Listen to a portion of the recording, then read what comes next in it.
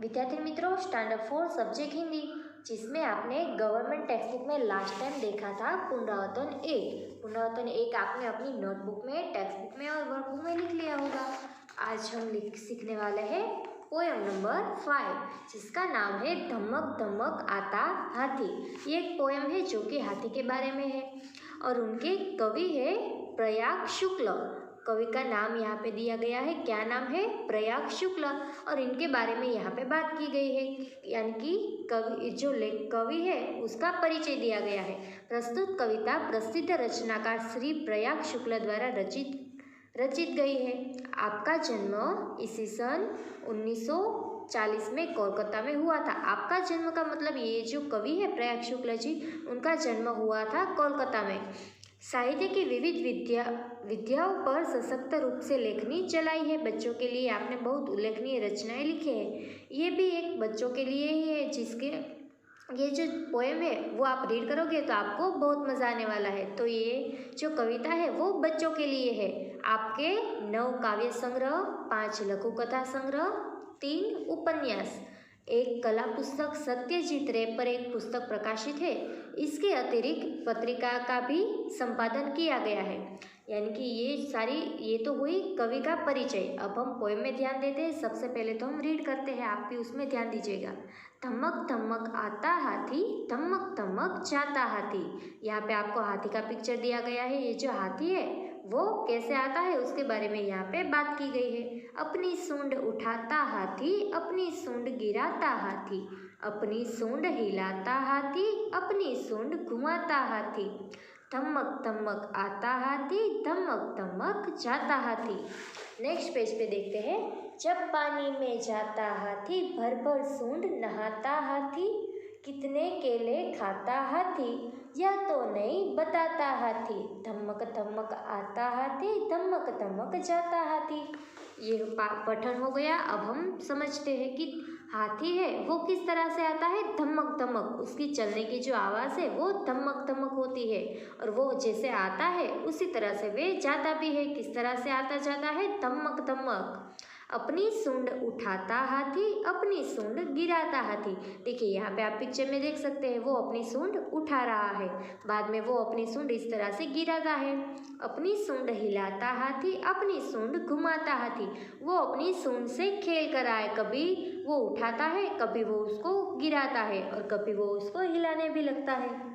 धमक धमक आता हाथी, धमक धमक जाता हाथी। आपने कई बार हाथी को देखा होगा, सर्कस में देखा होगा। वो कई अनेक खेल करते हैं। वो एक ऐसा प्राणी है जिससे वो लोगों का मनोरंजन भी करते हैं। तो उसी तरह से ये हाथी भी अपनी सूंड से आप सबको मनोरंजन करवा रहा है। जब पानी में जाता हाथी, भर भर सूंड नहाता हाथी। वो जब भी पानी में जाता है, आपने आगे के पिक्चर में देख लिया, वो जब भी पानी में जाता है तो वो सूंड भर भर के नहाता है, क्योंकि उसको पानी में नहाना बहुत पसंद है। जैसे आपको भी पानी में नहाना पसंद होगा, तो वो भी जब भी पानी में जाता है तो वो अपनी सूंड भर भर के खुद अपने ऊपर भी डालता है और अपने जो साथी है उसको भी वो नहलाता है। कितने केले खाता हाथी, यह तो नहीं बताता हाथी।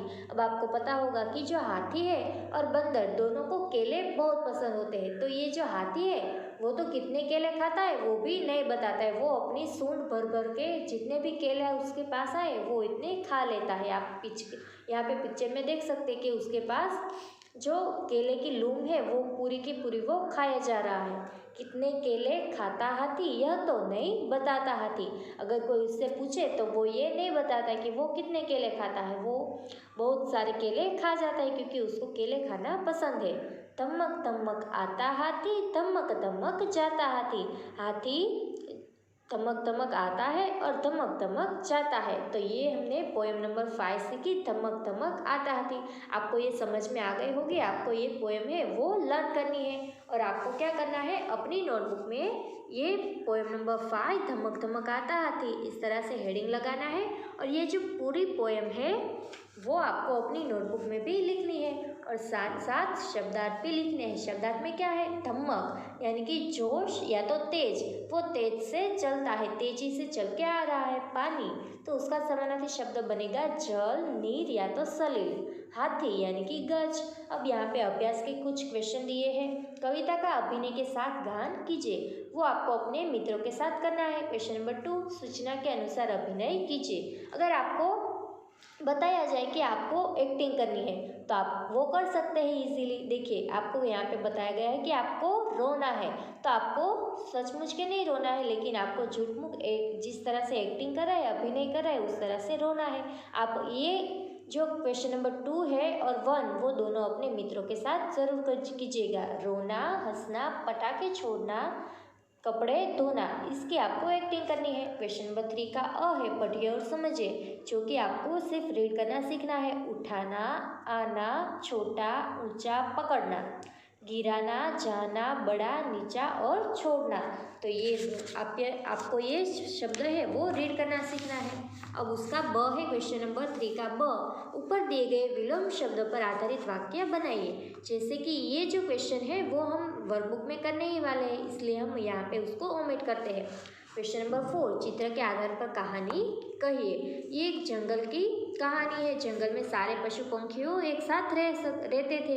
एक बार हुआ ऐसा कि जो सिंह है, वो शेर है, वो क्या करता था, वो तो जंगल का राजा कहलाता है ना, तो वो जितने भी पशुओं को देखे उसको वो खा जाता था।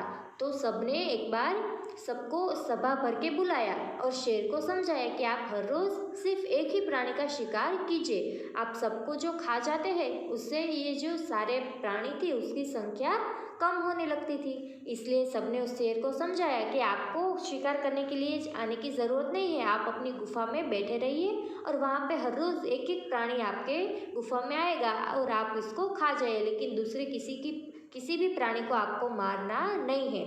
तो इस तरह से सबका टर्न बाय टर्न रख दिया और सबको बारी बारी से वहाँ पे जाना था।